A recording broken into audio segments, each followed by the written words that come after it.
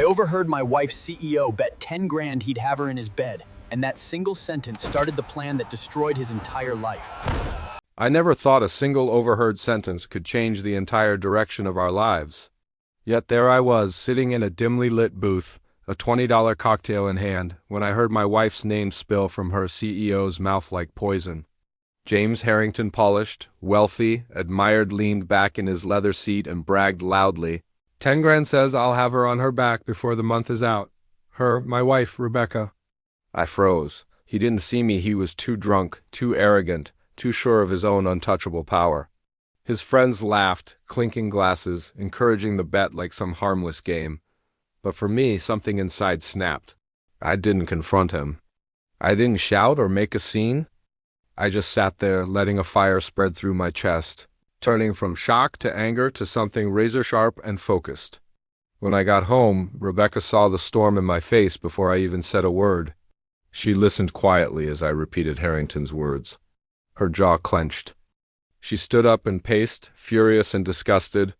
She already knew he was inappropriate too close during meetings, too flirtatious, but now she knew he was actively plotting her humiliation. She didn't cry. She didn't crumble. She looked at me with fire in her eyes and said, "We're not running. We're not quitting. We're going to destroy him." She meant it. And so did I. The next morning, she went into work wearing a tiny hidden camera eye. Gotten through old government contacts equipment designed for missions nobody officially acknowledges. Rebecca kept her voice calm, her posture firm, even as Harrington slid closer to her on the couch in his office, touching her knee, offering special performance reviews and romantic weekends that would magically translate into promotions. He had no idea he was being recorded the entire time. When Rebecca came home, she collapsed into my arms, shaking not out of fear, but out of the anger she'd held in all day. We reviewed the footage. The audio was clear. The camera caught every predatory touch he thought he could hide. But it wasn't enough.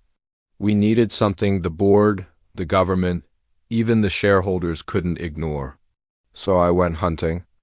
I slipped into Archer Dynamics at night, not breaking in, just using access they themselves had handed me during a cybersecurity audit. Their mistake. I moved through the building like a shadow, bypassing locks, cloning keycards, copying hard drives. What I found was a time bomb. 3 hidden harassment settlements paid to silence other women, plus a notebook documenting millions siphoned from overseas accounts. Rebecca gasped when she saw the evidence, a mixture of fury and vindication in her eyes. "This is how he stayed untouchable," she whispered. "He's been protected because he was profitable." I kissed her forehead. Not anymore. We executed the final phase at a private airport lounge where Harrington and his executives gathered for a weekend trip. Rebecca walked in, stunning yet composed, pretending to accept his invitation. He couldn't contain his smug satisfaction. He thought he'd won. And then at exactly 7 p.m., all hell broke loose.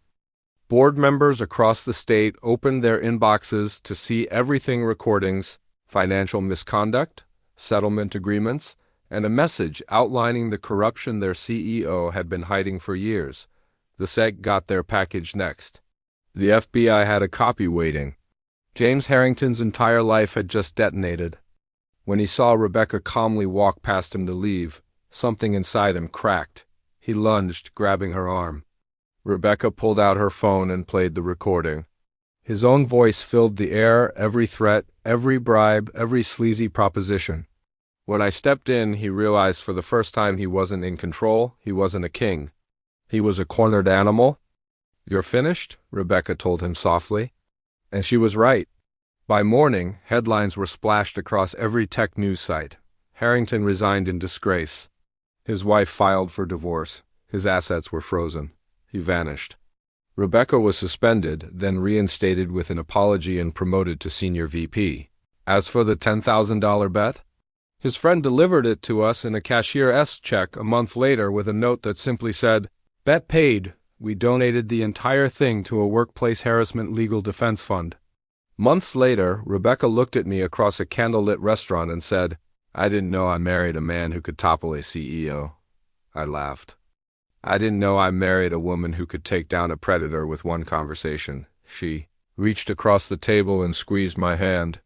We did it together. He tried to test her loyalty. He tried to test my strength.